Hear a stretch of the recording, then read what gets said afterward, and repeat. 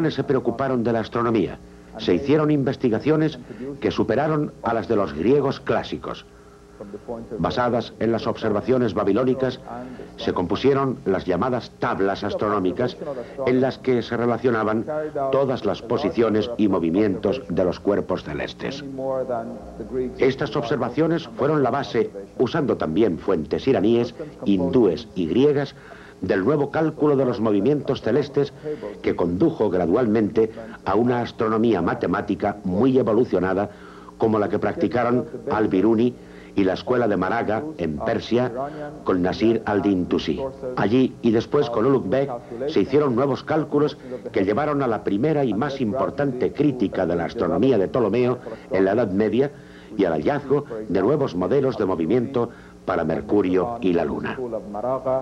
En España surgieron también numerosas críticas a la astronomía tolemaica, proponiéndose modelos nuevos, matemática y astronómicamente tan importantes como los de la escuela de Maraga, y que serían seguidos durante 2 o 3 siglos por los astrónomos islámicos de Siria y Samarcanda en Asia Central. Los primeros califas de Bagdad pusieron al frente de su casa de la sabiduría a un astrónomo, Yahya Ben Mansur, que concentra a su alrededor a los más destacados científicos de la época, poniendo a su disposición una excelente biblioteca y medios materiales abundantes. Al-Fazari, constructor de astrolabios y de esferas almilares. Al-Farghani, conocido en Occidente como Al-Fargano, cuyo tratado de astronomía fue traducido al latín y utilizado en Europa hasta el siglo XVI. Al-Khwarizmi, mejor conocido por su tratado de álgebra. Abu Mashar, astrólogo y experto en cometas. Y Thabit Ben Qurra, el mayor de los geómetras árabes. Fue un excelente traductor y comentador de los griegos. Estudió el reloj de sol, determinó la altitud del sol y la duración del año solar. También en el oriente musulmán encontramos a Al-Biruni, reformador del calendario y diseñador de engranajes de precisión. Se dedicó también a la proyección cartográfica y en su enciclopedia astronómica formuló la posibilidad lógica del movimiento de la Tierra alrededor del Sol. Al-Battani es quizá el más respetado por los estudiosos europeos. Sus descubrimientos son amplísimos y sus estudios de las anomalías lunares y los eclipses tienen una extraordinaria precisión.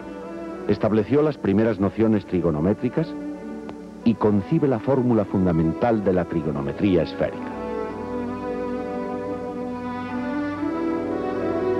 En los siglos siguientes, el predominio cultural árabe florece en la más occidental de sus zonas de conquista, España. Cuando vi a las gentes llegar ante el rey y ofrecerle los regalos más originales, estimé que no me era posible ofrecer a tan alta señoría más que algo digno de su gran deseo de inclinarse sobre los productos de los espíritus más sutiles. Así me elevé con la imaginación al dominio de las esferas celestes, inventando un noble instrumento que permite determinar la longitud de los 7 planetas y conocer la causa de las variaciones a que están sujetos en sus movimientos. Acompañado de estas palabras, entregó Al-Zarqalí uno de sus inventos a su protector Al-Mutamid. Al-Zarqalí, conocido por los latinos como Azarquiel, era toledano y allí vivió y trabajó poco antes de que la secular capital de tantos gobiernos cayera en manos del rey cristiano Alfonso VI de Castilla y León. Su pérdida supuso el despertar para los confiados príncipes musulmanes y los poetas lanzaron su grito de alarma. Habitantes de Al-Ándalus, espolead vuestros corceles. Detenerse ahora sería vana ilusión. Los vestidos suelen rasgarse por los bordes, pero España empezó a desgarrarse por el centro. Sin embargo, para el occidente europeo, la toma de Toledo fue el inicio del despertar cultural. Junto a la Sicilia normando-árabe, Toledo fue la más importante puerta de entrada de la cultura árabe en Europa. Pasó a la custodia cristiana tras su afortunada conquista por Alfonso VI, con todos sus focos culturales intactos, eruditos, artistas y bibliotecas. Era también Toledo emporio de la erudición judía. Sin los hebreos que se sentían en casa con ambos mundos, islámico y cristiano, Toledo no hubiera podido desempeñar su papel de mediador cultural. Ellos traducían del árabe al romance y luego el estudioso cristiano vertía su traducción al latín. Pronto, las posibilidades de Toledo atraen a eruditos de todos los países cristiano-romanos en busca de desconocidos tesoros de sabiduría. Gerardo de Cremona, que llegó en busca del Almagesto de Ptolomeo y tradujo hasta 70 obras científicas. Roberto de Chester, introductor de la matemática de Al-Khwarizmi. Miguel Scotto y Germán el Dálmata, incubadores del racionalismo europeo, comentando a Averroes y al Petrarca. Todo este gran movimiento de traducciones fue promovido y protegido por el rey Alfonso el Sabio, que persigue la meta de hacer de su corte un centro de las ciencias y las artes similar al de los príncipes árabes. Presta fundamental atención a las ciencias cosmológicas, pero también se ocupa del ajedrez, de la historia, de la religión, y manda que se traduzcan al castellano, no al latín, buscando cultivar al pueblo llano.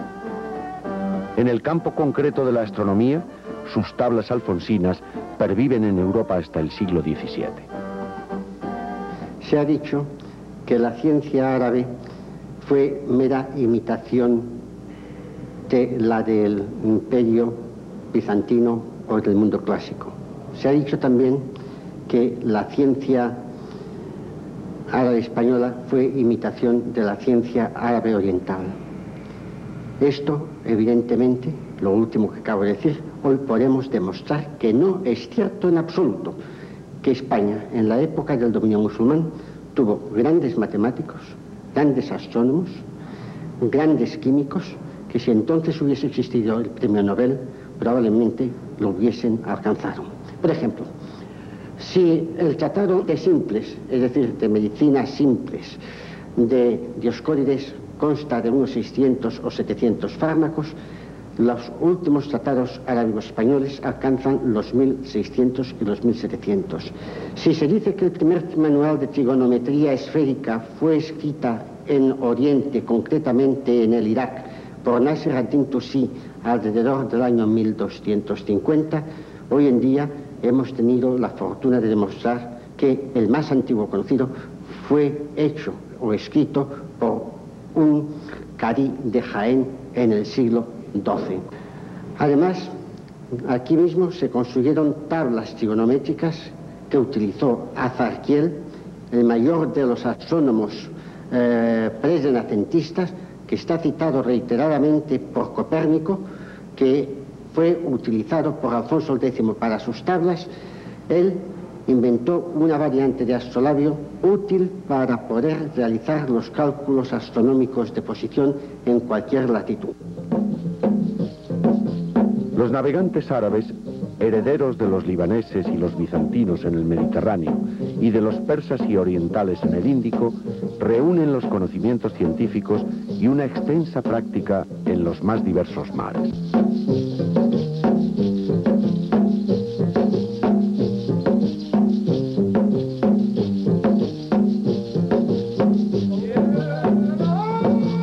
El gran geógrafo árabe Al-Idrisi, nacido en Ceuta el año 1001, escribe el libro de Roger para el rey Roger II de Sicilia.